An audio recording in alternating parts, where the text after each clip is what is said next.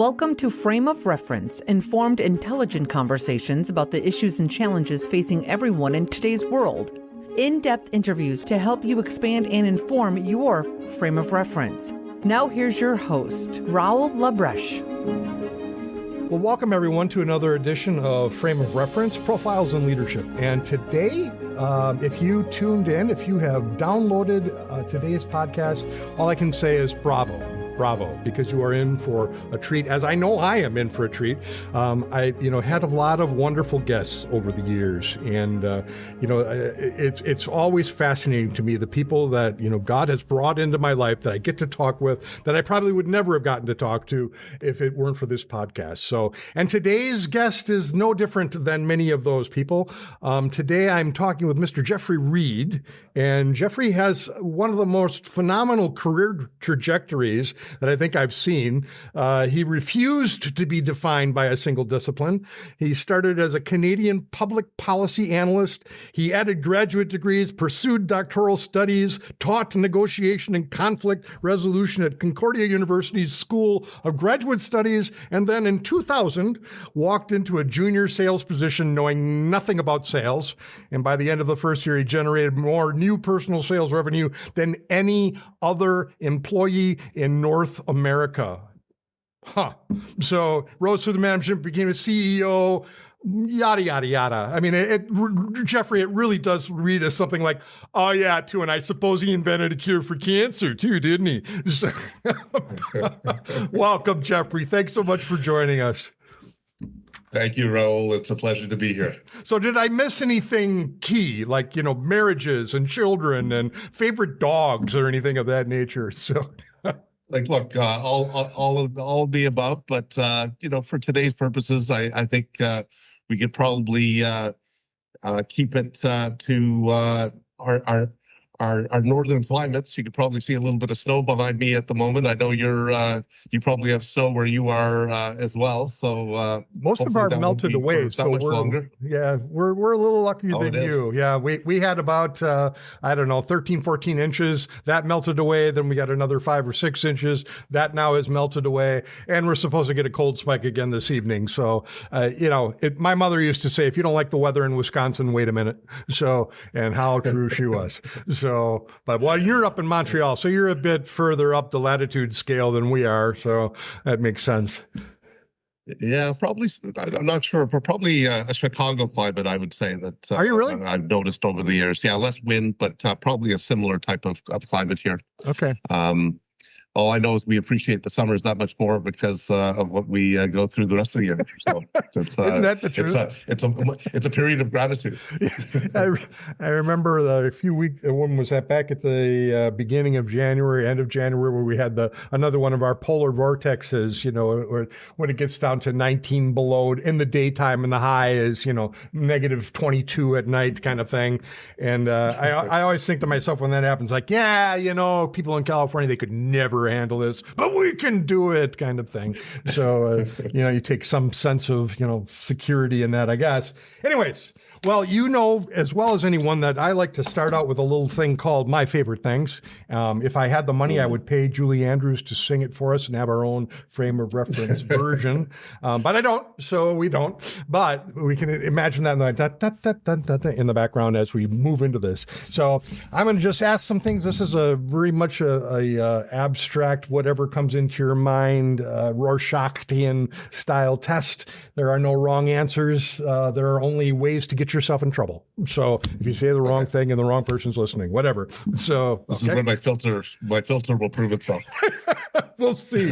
Or not. Of course, nowadays it doesn't seem that filters matter anymore. You can just say whatever you want, and everyone makes a big deal out of it, and then it's gone. Okay, how about a favorite baked good? Do you have any favorite baked good? Oh boy, I sure do, and I have great memories of all the of all the wonderful cookies, and my Aunt Philly used to make molasses cookies and all sorts of really yummy treats. Interestingly enough, I recently decided that I was going to remove sugar from my life, and so I've eliminated carbs, breads, pasta, and rice. melting actually when it comes to weight, which is an interesting phenomenon when you remove those things. So I have very good memories. They'll never be taken away from me. I still remember what they taste like. But if I never have another baked good again, I'm sure I will. But I have great memories. So thanks for prompting those fond memories taste in my mind.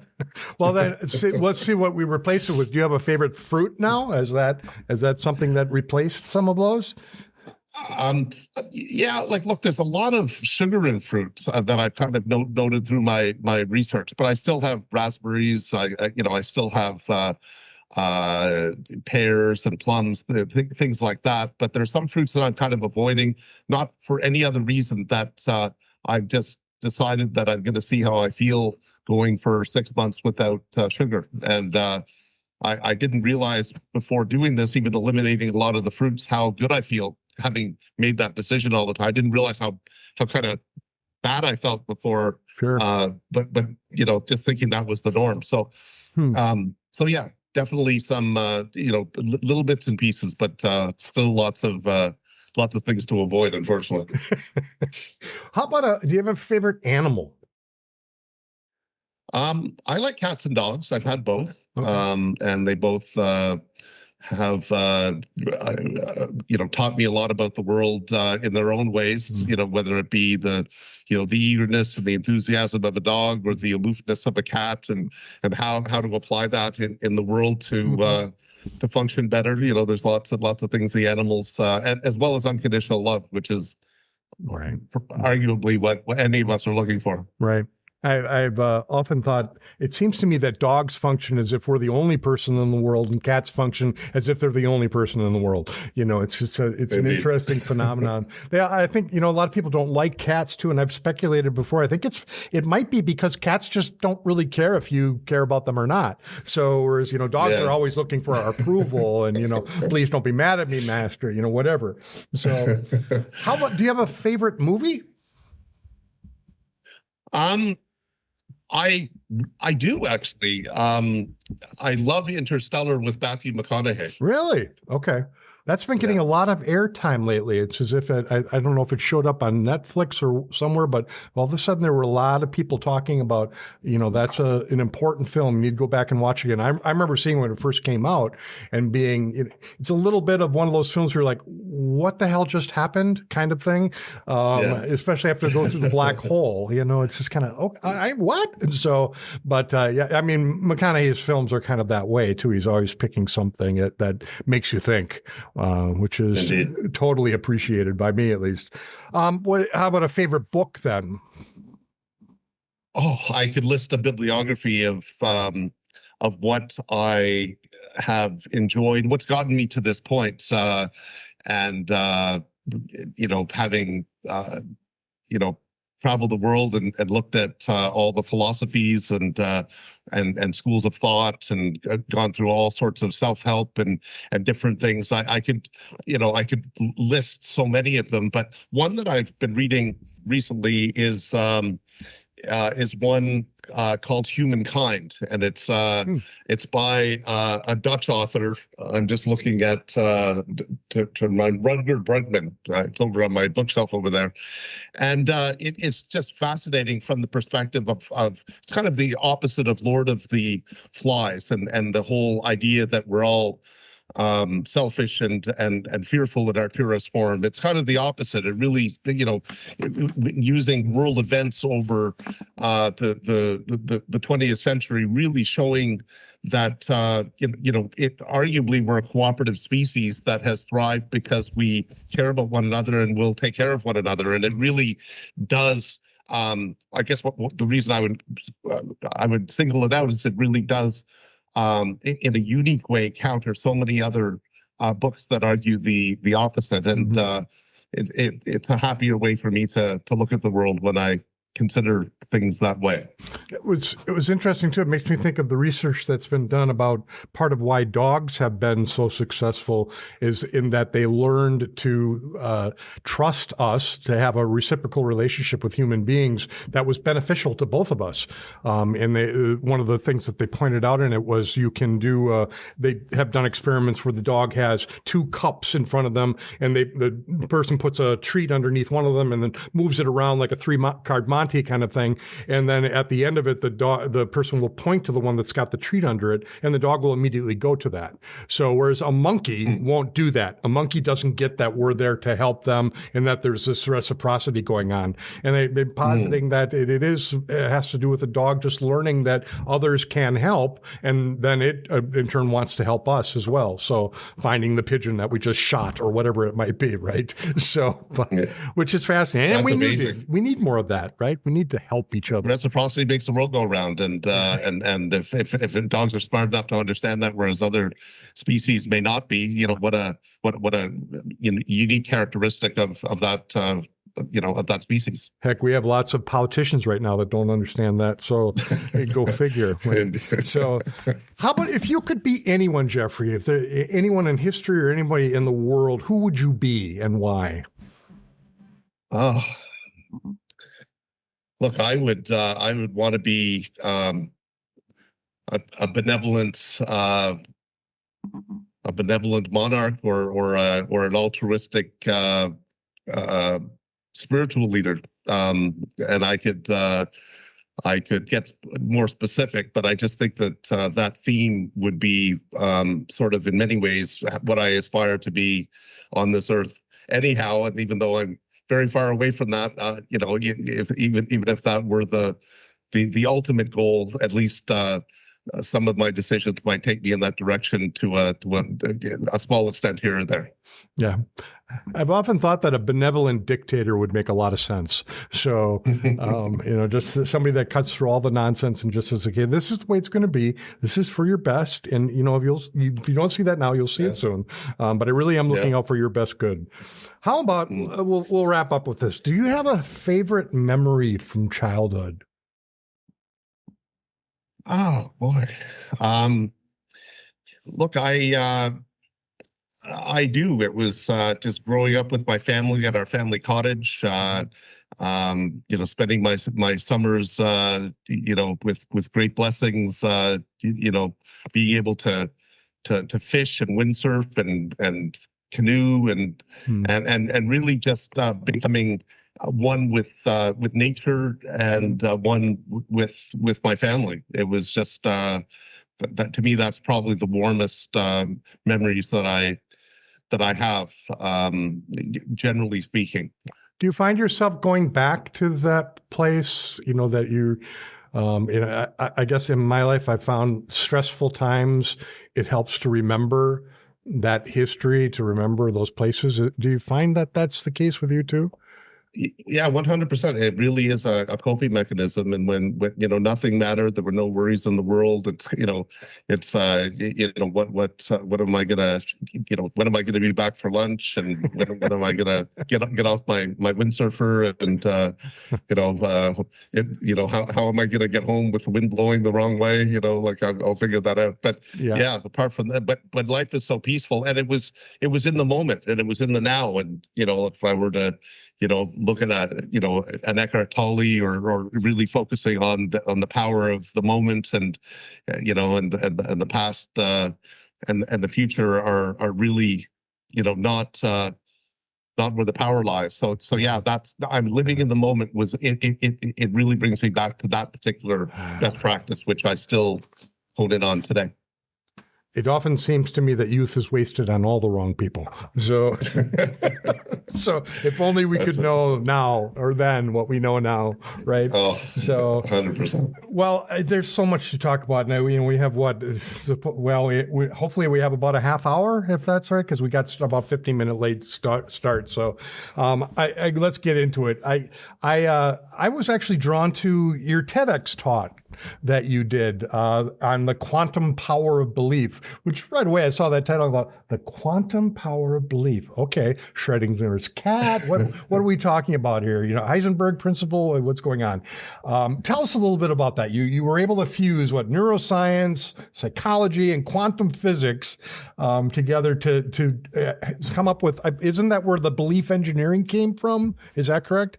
Correct. Yeah. So that it really lays the tracks down on that, because I guess, look, and you mentioned before, sort of the long journey I had learning a whole new discipline in sales. It gave me an opportunity to observe certain patterns in myself and within the people that I was hiring and developing and training over the years. And there were some things that just didn't really line up. I couldn't, sales is kind of one of those odd disciplines where we have to have this bizarre relationship with the future, and that's where it becomes problematic for some people, because it's looking into the future and forecasting what you're going to generate in terms of results is a pretty tall order for some people, given the methodologies that people have available to them. Sure. And that got me trying to understand my own sales success, but also the sales success of hundreds and eventually thousands of people that I would get to measure and look at data and KPIs, and some of whom I would hire and train directly and develop, and others would be developed by other people that I had hired and developed, but still had a view. And I noticed the pattern that two people could sound exactly the same, be sitting beside each other, and fundamentally following all the same habits, and one person would be selling this much, and one person would be selling that much. Right. And that really got me wondering, there's something here that I can't measure, and what are those intangibles, and then starting to understand other things over the years that have perturbed me. Even at one point when I was diagnosed with with my eyesight, I was doing doctoral studies and my eyesight dropped a little bit, and I remember my ophthalmologist telling me, after I walked out with some glasses, just remember, your eyes will never get better, they'll only get worse. And I was like, that sounds kind of weird. Every 6 months, every cell in my body is different, and I cut my skin and it heals, and either we're falling apart, and this was in my early 20s, or or we have the ability to heal. And so it just didn't jive with some of the other things that I was looking at and reading, and that got me looking into things like the placebo effect, and how can a sample group of patients take a sugar pill, and how can that sugar pill have a physiological impact on their healing, just like someone taking chemicals that are fused together, specifically targeted for So all of that got me thinking. By the way, 2 years later, after I ate a lot of carrots and maybe did a lot of thinking, I went back and my eyes were 20/20 again, and I actually still don't wear glasses. So, I don't know if that's just a phenomenon, but to me, there was an awful lot of curiosity I had around the whole discipline of belief, and that took me down the rabbit hole of really trying to understand that from many perspectives, whether it be from a self-help perspective, a spiritual perspective, or a scientific perspective. And the quantum power of belief was my best way of explaining this phenomenon using only scientific facts that are very well established to know that someone wouldn't label it pseudoscience and wouldn't call it false hope. I knew that there was enough there within the discipline of quantum physics and what had been discovered, neuroscience and the surrounding disciplines, to be able to make a point that I feel has been well received, and I think has generated a lot of thinking around people's ability to take responsibility for themselves and to realize that there are really two ways of approaching the world, and goal setting would fit into this. There's where we are and where we want to be, and luck and hardship are either bestowed randomly, or there's a relationship between, where we are, where we want to be, what occupies our minds, and the emotions, how we're charged emotionally, whether that bridges the gap between where we want to be and or repels that gap. And all of these principles are all interrelated. They can be explained through quantum physics, but they relate back directly to performance and sales, and exactly what I would have to tell people at review times when they would tell me that they wanted to make a certain amount of money to feed their families, and they're doing everything right, they're following the processes, and they can't identify anything. And then I would start working on their minds, and I would get them focusing on what they wanted as opposed to what they didn't want, and I would try to help eliminate worry and that whole emotion around that. And so, look, it's been quite a robust journey that led to the TED Talk, and it was just one way of expressing a lot of, a several decade journey of trying to understand what's making performance tick.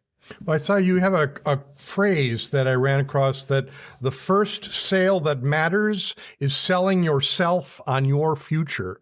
And that, well, that's sort of a quantum theory right there, isn't it? When you really kind of start breaking it apart, and that there is power in the idea of where do I see myself going to? You think of the number of lives that are destroyed by people thinking they could never be any better. They're never going to get out of what. Well, of course, you're never going to get out of that when you're saying to yourself, you're never going to get out of that.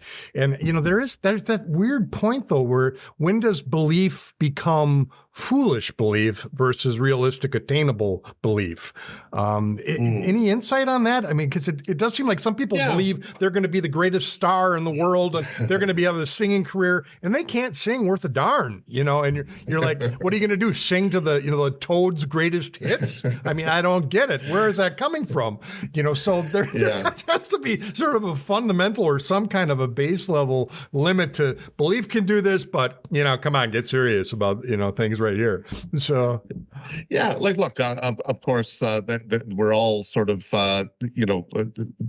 it's really the blend of the physical and that which occupies our minds that is able to chart that path. But and I tried to deal with that in the TED Talk by talking about 3 fundamental principles that can help create that effect. And one is it's just a simple mindset trick. Focus on possibilities, not limitations. We can be aware of the limitations and the obstacles, and that can be the contrast, but focus on the possibilities, choosing the best possible outcome in any situation is going to serve people way better when it comes to using the fundamentals of quantum physics to be able to create better outcomes. So that's an important part, and the second part is presence. It's kind of going back to that moment that I had on the windsurfer with my family at the cottage on the lake. Being in the now, what Eckhart Tolle would talk about, be fully present. Be able to observe the small details that are happening in the moment, and avoid what people do a lot of the time, which is grieve the past or worry about the future. There's being able to focus on the present is another way of unlocking that power. And then the third is taking inspired action. We can, and that's where maybe your point really comes in. We can believe all we want, but that belief should trigger inspiration that's going to get people taking actions that are going to bring them closer to their ability to achieve those goals or those things that they believe in. Whether it's a voice coach or who knows, if someone wants to be that singer. Look, maybe you're not going to play in the NBA if you're 5 feet tall, but within the realm of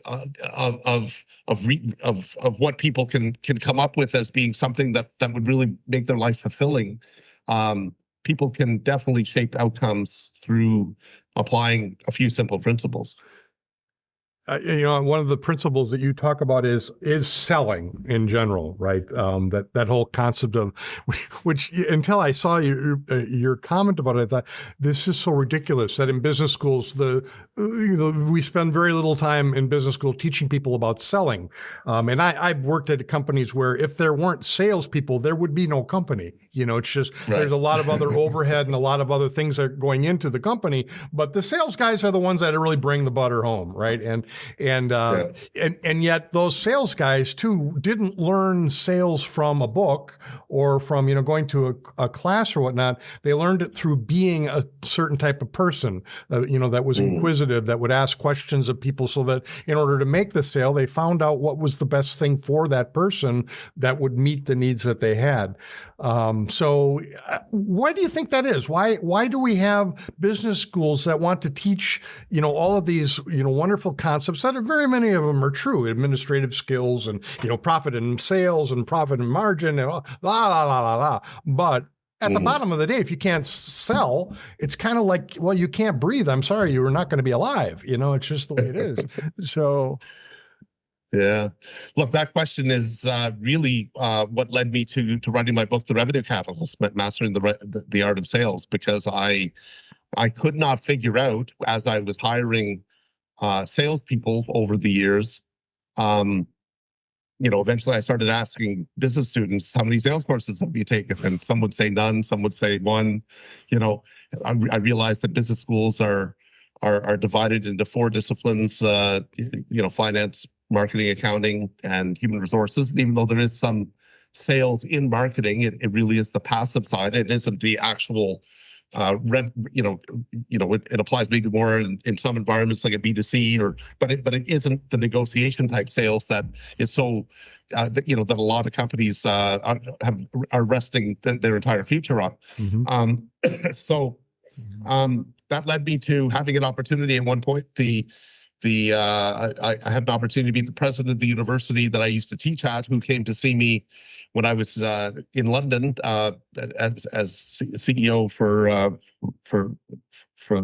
Marcus Evans, which I worked at for 25 years. And I asked him the question. He said, "Look, how are we doing? Are we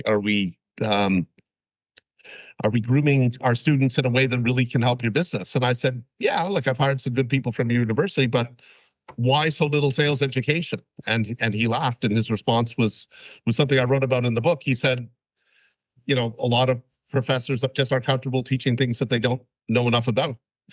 And look, it rang very deeply with me, because I realized that, academia is a trajectory, whereas sales is something you have to learn. So unless someone is going to short circuit their academic career to go out and learn it and bring it back, there are some barriers to that. And so that kind of is one of the reasons I wrote the book, because I wanted to lay out a methodology that was state of the art, that people could use, that could replace that 4 years of education. In business school right now in the United States, there are 4 million students in business school spending a lot of money not learning anything about sales, and that's ironic. So the market is has kind of shifted, where there are a lot of courses, but there's no standard, and like you said, people will read one methodology and it might apply to some things, but there's a lot of money being left on the table. So in the book, I've tried to tackle it from a process perspective, and that kind of led me down the whole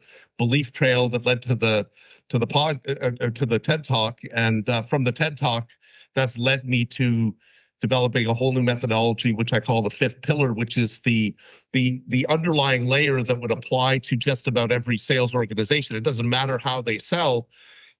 Sales is about creating, a level of trust. It's about guiding people in a way that they're not feeling the urgency or the pressure. And there's a whole way of being able to be through discovering one's identity, through establishing a high performance state, and using that to snap into high performance and really be able to sell and lead at a high level on any given moment. And to me, it's it's been evolving. I'm so excited about where it's taking me, because I'm really discovering, and that it was that when I look back at my 25 years of developing salespeople and scaling it and spreading it all across the world in a company with thousands of people and 50 offices. I couldn't quite pinpoint what it was for a long time, but I think I've kind of figured it out finally. So there's a lot of layers to this onion, but that would be the short to medium length answer to your question.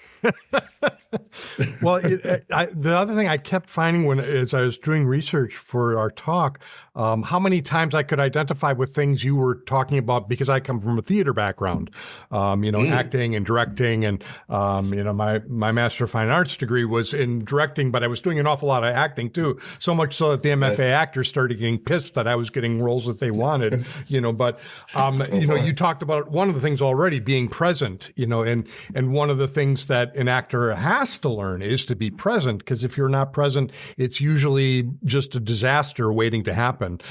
Something's going to happen on stage, and because you're not present, you're going to try to treat it like it didn't happen, while everybody in the audience knows it happened, and they're waiting to see how you're going to deal with what happened, but you just keep going because you're trying to pretend it didn't happen. Well, that talk about taking things out of a show, or, taking people out of the show. But another one that really hit me strong was when you talked about everyone is running a story that makes sense to them. And it keyed into something that then I read, I think is almost verbatim what you've said. We were taught early on in acting school as well, that no one sees themselves as a protagonist. No one, no matter what, and I played some pretty awful characters in my life. So I had to find places that I could go to that would understand, that I could relate to and say, yeah, this is a totally legitimate choice that this person made. So yeah, they seem awful, but given what happened to them, that was a totally logical, rational, reasonable decision to have made, and to determine who they are now. So is there, what am I going with all this? Is there a evidence that you've seen that people need to look at the story that they're writing, the story that they're living, and say, no, you can write a different story. That story, you're doing a great job at telling that story, but there's another one that you can start telling yourself here. How do you get them to make that break from, being essentially in a self-destructive, vortex, to saying, no, I can get out of this. I want to get out of this. I can start telling myself a different story. We talk power of positive thinking. Yeah, but it seems to me it's something more than just power of positive thinking. Yeah, look, a couple of things on that, because you were talking an awful lot about acting, and and there's this observation that I have about people who are, good salespeople. They, in many ways, they're not just there going, pretending to be something. They become what it is that they're who they are. They become a new person. It kind of like character acting. So when Daniel Day-Lewis, for example, would take a year to get into a role, and would take a year to get out of a role, and it would take a huge toll, because he would become the character that he Lincoln, was portraying, and because of that, he was more convincing and a way better actor. Whereas someone going through the surface and just sort of pretending on the surface isn't going to have that type of impact. And I think the same thing applies for people who are reinventing themselves. In the Fifth Pillar course that I've just filmed and put online, I'm really getting into the weaknesses in typical performance management, where people are trying to, they're spending money on training, they're teaching processes, they're trying to motivate, they're trying to impose discipline, and these are just things that are temporary, and they're not going to, that you're not going to get someone to change the trajectory that they, from a destructive place to a positive place on that basis. It really starts with identity, and unless you're willing, identity architecture is really the level of change that people have to buy into if they're going to find something that's consistent or sustainable. And there's a way to do that, but part of that, it's more than just a sales leader calling in their employees on the first day of the year and saying, write down your goals and going at it. What I found is that there are different things that are going to cause people to look. We are all taught to be, and look, we're influenced from the time that we're young in school, and by our parents, and by our institutions, and by the doctors, and by the TV, and people are taught to be fearful and scarce, and that is one of the underlying messages that people are bombarded with continuously in our society. And if someone has, parents that are kind of tweaked the other way, or might encourage a different level of thinking, or teachers or influences in their life, great, that can take root at a younger level.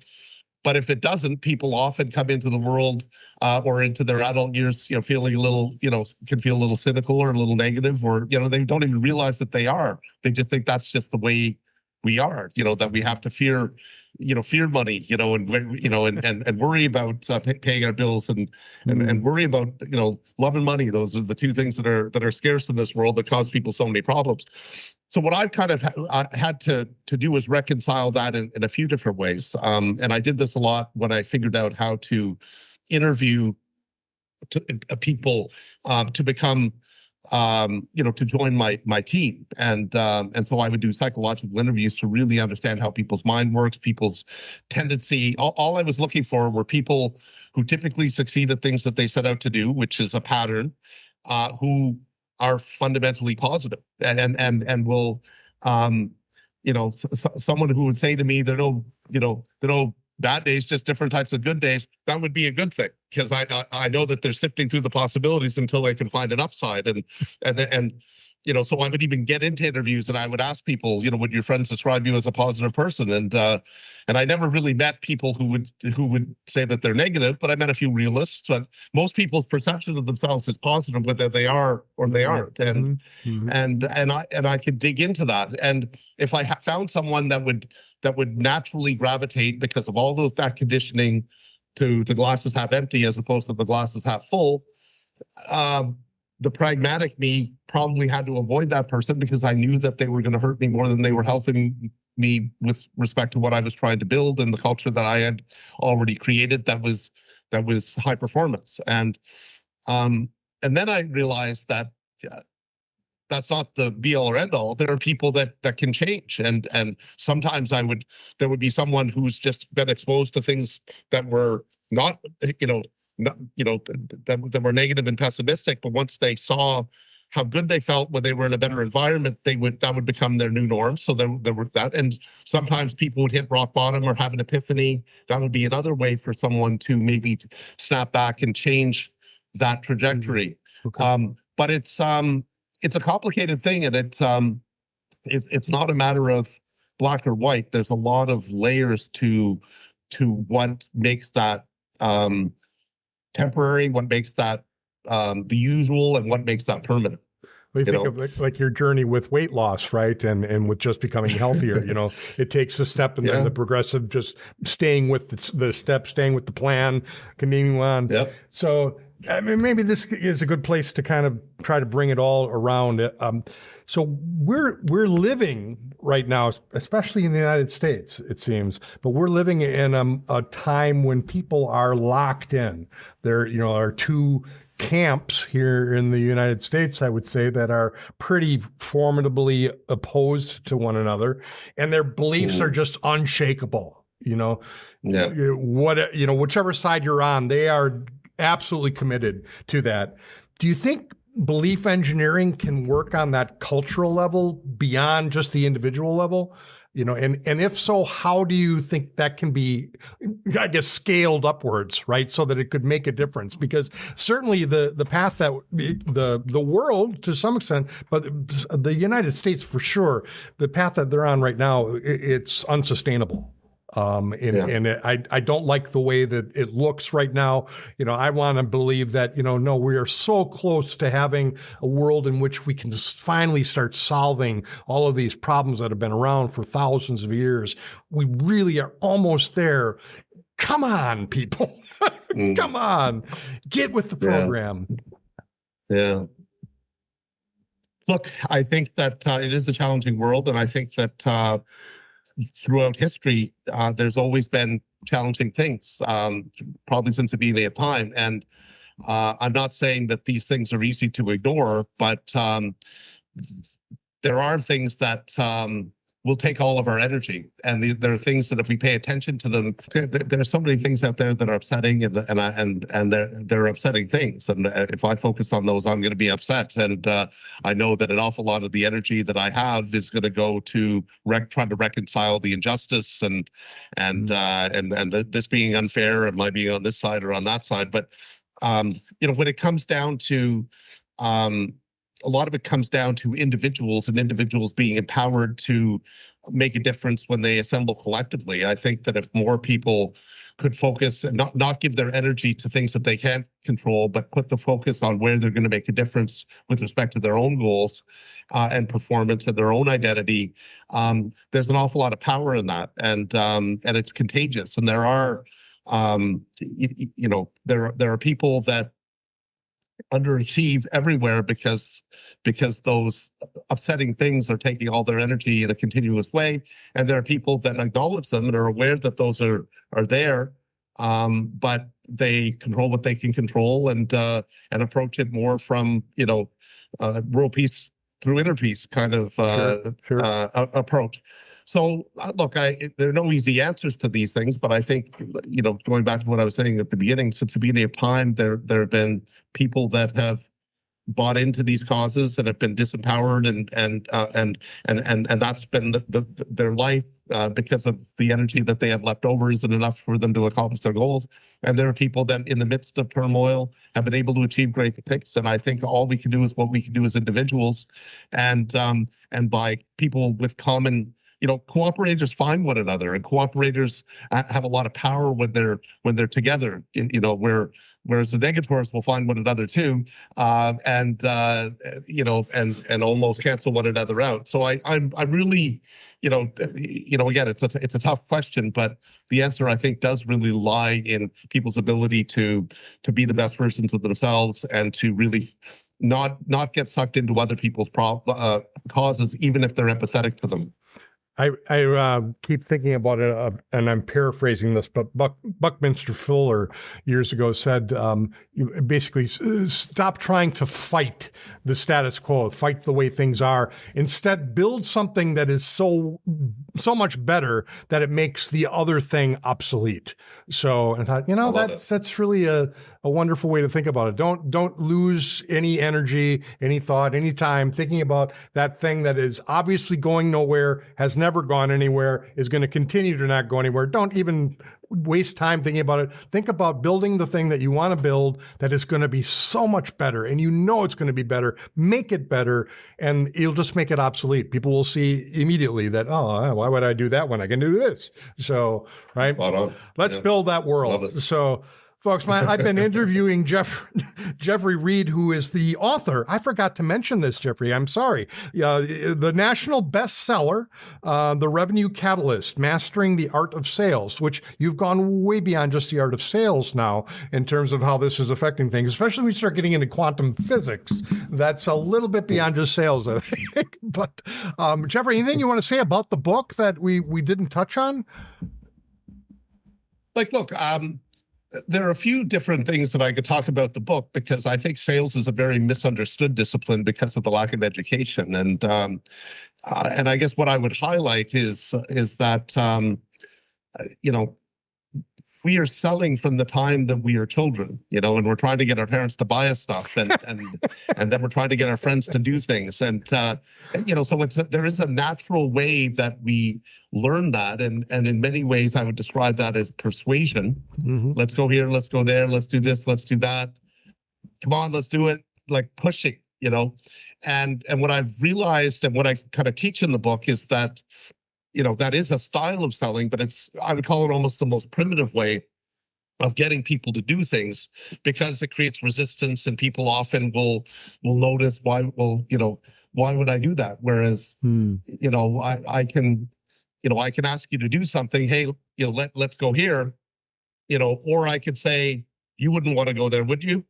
Just the natural response in your brain is going to be, well, yeah, of course I would. So there are ways of being able to, by making it a profession and a discipline, people want things that they can't have, and people want things that are rare and scarce. And just through positioning one's ability to lay the breadcrumbs so that people follow, that is true salesmanship, and that is perhaps the biggest missing piece that exists for the lack of sales education. And it's only when people get into the trenches and can almost pass that on from leader to leader, person to person, that type of very high level salesmanship kicks in.